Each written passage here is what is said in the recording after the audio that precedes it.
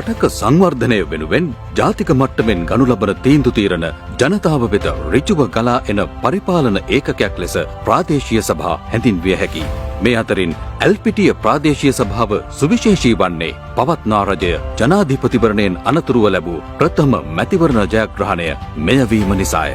සමස්ත ලංකාවේම පවතින ප්‍රාදේශීය සභා 341 අතුරින් දැනට සක්‍රියව ක්‍රියාත්මක වන එකම ප්‍රාදේශීය සභාව එල්පිටිය ප්‍රාදේශීය සභාව වන අතර ගත වූ මාස 5ක කාල සීමාව තුළ වසර 76ක් මෙරට පැවති අදූරදර්ශී දේශපාලන සංස්කෘතිය වෙනස් කරමින් සංවර්ධනයේ නවමු දිශානතියකට එල්පිටිය ප්‍රාදේශීය සභාව මම්පෙත් විවර කරගෙන ඇත. අපි එල්පිටි ප්‍රාදේශ සභාවේ බලය ගත්තේ දෙසැම්බර් මාසයේ 3 වෙනිදා අපේ මන්ත්‍රීවරුන් 15ක් සමග ඒ වගේම මේ කාල සීමාව තුළ එල්පිටි ප්‍රාදේශ සභාවේ දියුණුව උදෙසා ඉතාමත් වෙහෙසක් මහන්සියක් අපි අරන් තියෙනවා. ඒ වගේම අපි මාර්ග නඩත්තුව තුළින් ප්‍රදේශීය ජනතාවට මාර්ග පහසුකම් සැලසෙනවා. විශේෂයෙන්ම මේ කාල සීමාව තුළ අපි ලක්ෂ 34ක පමණ වීදි පහන් යොදලා තියෙනවා ජනතාවගේ ඉල්ලීම් හා අපේක්ෂා ඉටු කරමින්. ඒ වගේම තමයි කැලිකසල එකතු කිරීම වෙනද විධිමත් ආකාරයෙන් සිදුුනේ නැහැ. නමුත් බොහෝ දුරට අපි සිදුවුනේ දවල් 12 වෙනකොට කැලිකසල එකතු කිරීම විතරයි. නමුත් අපි බලයටපත් වුණාන් පස්සේ රාත්‍රී කාලයේ කැලිකසල එකතු කිරීමට අපි සැලසුම් සකස් කරා.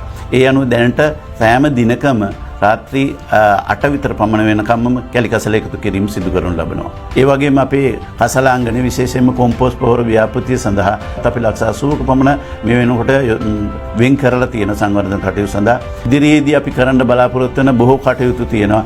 ඒ අතර තමයි මාර්ග සංවර්ධනය. මේ සඳහාත් අපි 1,30 ලක්ෂයක් වෙන් කරලා තියෙනවා අපේ කොට්ටාස 17 සඳහා. අපි මේ ප්‍රාදේශ සභාව ලබා ගන්නකොට මෙහි තියෙන වාහන නඩත්තුව බොහොම කාලයක් කෙරලා තිබුණා අවුරුදු 4කින් 5කින් පමණ. වාහන නඩත්තුව සඳහා ලක්ෂ 10ක් අපි දැනට වෙන් කරලා තියෙනවා. විශේෂයෙන්ම කසල ගෙනින ට්‍රැක්ටර් සඳහා අපි සියලු දෙනා අපි සාකච්ඡා කරලා මේ අංගණය තුලම අපි ඒක ලක්ෂ 10ක් වියදම් කරන්න ඕන එක ලක්ෂ 3.5කින් අපි මේ අංගණය තුලම අපි නැවත අලුත් ඇඩියා කරලා අපි යථා තත්ත්වයට අරන් තියෙනවා. ටීන් ශ්‍රී ලංකාවේ විශේෂයෙන්ම ප්‍රාදේශ සභාව වියදම් කරන්න ඕනේ ලක්ෂ 56ක මුදල අපිට වියදම් වුණේ රුපියල් ලක්ෂ 9.5ක් පමණයි. ඒකෙන් ප්‍රදේශීය ජනතාවට විශාල සේවාවක් අපි ලබා දීලා තියෙනවා. මාතෘ සායන ගොඩනැගිල්ල අපි ඉතාමත් ඉක්මනින් නවීකරණය කරලා දුන්නා. ඒ වගේම තමයි අපේ නගරයේ මාර්ග තදබදය හා වාහන තදබදය අවම කිරීම සඳහා විශේෂයෙන්ම සුපර් මාකට් එකේ පිටිපස්ස කොටසේ අපි වාහන අංගණයක් නවතා තැබීම සඳහා ඉතාමත්ම ඉක්මනින් අපි සංවර්ධනය කරන්න මුදල් වෙන් කරලා තියෙනවා. ඉතින් ඒ නිසා සුවිශාල සේවාවන් රැසක් මේ ප්‍රාදේශ සභාවට ලංකාවේ සුවිශේෂී ප්‍රාදේශ සභාවක් ඇටියට අපි ඉටු කරලා දීලා තියෙනවා. ඉතා කෙටි කලක් තුළ එල්පිටිය ප්‍රාදේශීය සභාව විසින් අත්පත් කරගෙන ඇති ජයග්‍රහණ පිළිබඳව ජනතාව පවසන්නේ මෙවැනි කතා. දිගින් දිගටම මඩවලවල් තමයි තිබුණේ. පාරේ දෙපැත්තෙම පයින් යන්නත් බෑ, වාහනයක් යන්නත් බැරි වෙන්න. ඉතින් අපිට ලොකුම දෙයක් මේ කළ දුන්නේ සභාවෙන් මීට ඉස්සෙල්ලා මේ මෙතන මුල්ගල් තියලා උත්සව දෙකක් විතර කළා. මෙතන ඇවිල්ලා මන්ත්‍රීවරු ඇවිල්ලා ඒකට අපි තීච්ඡ සභාවෙන් අහුවාම කිව්වේ මේ පාර ජාතික පද්ධතිය තියෙන්නේ ඒගොල්ලන්ට හදන්න බෑ කියලා. ඉතින් මේ ඇත්තටම මේ මාස කීපයක් ඇතුළත අපේ සභාපතිතුමාත් එක්ක අපි කතා කරාම ගිහිල්ලා අපිට පාර කපලා ගල් දාන්න උදල් වෙන් කරලා මේ පොළොව තල්ලා දුන්නා. දැන් ඕන කෙනෙකුට ගිහිල්ලා බලනවා බොහොම හැමෝම කියන්නේ අපිට කරන්න පුළුවන් ලොකුම දේ තමයි අපේ ගමට කරන්න පුළුවන් ලොකුම උදව්ව තමයි මේ කරලා දුන්නේ කියලා. ඊට අමතරව අපිට ලයිට් ටික දාලා දුන්නා. ඒකත් ලොකු දෙයක්. මේ ඇත්තටම අපේ ගම වෙනුවෙන් අපි උත්සවයක් කරන්නත් තරම් මේ දෙයක් තමයි මේක. අපේ ගෙවල් ඉස්සරහින් යනවා මේ දුෂ්කර මාර්ගයක් තියෙනවා. මම සෑහෙන උත්සාහ ගත්තා ඒක හදාගන්න. පිටුවල ගාමසික වසමත් අබේපුර ගාමසික වසමත් යා කරන කෙටිම මාර්ගය. ඒ මාර්ගයෙන් අපේ ආර්ථික භෝගත ඒ කුරුඳු වගේ දෑ අරගෙන යනවා. නමුත් මේ මෑතකදී ඒ පාර කිසිදු වාහනයකට යන තත්ත්වයක් තිබුණේ නැහැ. බොහොම උත්සාහ ගත්තා කරගන්න බැරුණා. නමුත් මට මේ ළඟදී නව සභාපති මෙහෙට ආවන් පස්සේ ප්‍රාදේශසභාවට ආවන් පස්සේ ආරංචියක් හම්බුණා. එතුමා වැඩ කරන එක හොඳට මම ඒ පරි සම්බන්ධව කතා කරලා ඉතාම කෙටි කාලෙකින් කියන්නේ ඉතාම සුළු කාලයකින් අවශ්‍ය බෝක්කුත් ඒ කියන්නේ පාරත් ඉතාම කෙටි කාලෙකින් හදා දුන්නා. එල්පිටිය මහජන පුස්තකාලය කියන්නේ ඇත්තටම ප්‍රදේශීය ජනතාවට ගොඩක් සේවයක් කරන පුස්තකාලයක්. ඉතින් මේ පුස්තකාලය මේ ගරාවෙටලා තුනේ වහල එහෙම මේ නඩත්තුවක් වෙලා තුන්නේ මෙච්චර කාලෙකට.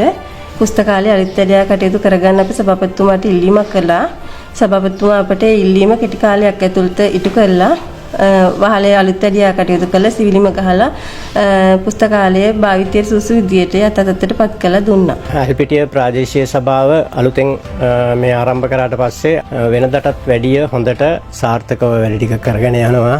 අපට පාරවල් නඩත්තු කිරීමත් බොහොම සාර්ථකව කරගෙන යනවා. සේවක සේවිකාවන්ගේ කාර්යක්ෂමතාවයත් බොහොම ඉහළින් තියෙනවා. ඒක නිසා අපි බොහොම සතුටුයි සභාව ගැන. මෙකි සුවිශේෂී ප්‍රාදේශීය සභාවේ සේවයේ නියුතු සේවක පිරිස් සතු හැකියාවන් සහ කුසලතාවයන් භාවිත කරමින් ආයතනයෙන් පිටතට යාමට නියමිතව තිබූ බොහෝ ධනස්කන්ධයක් ආයතනය තුළම ඉතුරු කර ගැනීමට ඔවුන් සමත්ව තිබෙනවා. මේ සෞඛ්‍යංශයේ වැඩ කටයුතු කාර්යක්ෂම කිරීම සඳහා අපිට ට්‍රැක්ටර් ටේලර් නැතුව තිබුණේ. ඒ කියන්නේ ට්‍රැක්ටර් ටේලර් තිබුණා මං හිතුව බලධාරීන්ට කිව්වත් ඒගොල්ලෝ ඒක පැලස්තර දාලා වගේ තමයි හදලා දුන්නේ. අද හැදුවොත් හෙට කැඩෙනවා. නමුත් අපේ මේ ආපු නාවත්තෙන් ආපු සභාපතිතුමා මන්ත්‍රී මණ්ඩලය සාකච්ඡා කරලා සිජුසමික ඒ කියන්නේ අපේ කට්ටිය මෙහෙ ගෙනල්ලා සභාවේ තියාගෙන ලක්ෂ 10ක් 11ක් යන මේ වැඩය ලක්ෂ 3ක් වගේ අඩු මුදලකින් මේ නිම කරලා තිනවා. අපි සියල්ලෝම එක්ව පොහොසත් රටක් ලස්සන ජීවිතයක් නිර්මාණය කිරීමේ පළමු පියවර ශක්තිමත්ව මෙන්ම ස්ථාවරව තබා ඇත්තෙමු. එය ක්‍රියාත්මක කිරීමට පළාත් පාලන ආයතනවලට කළ හැකි සේවය අපමණය.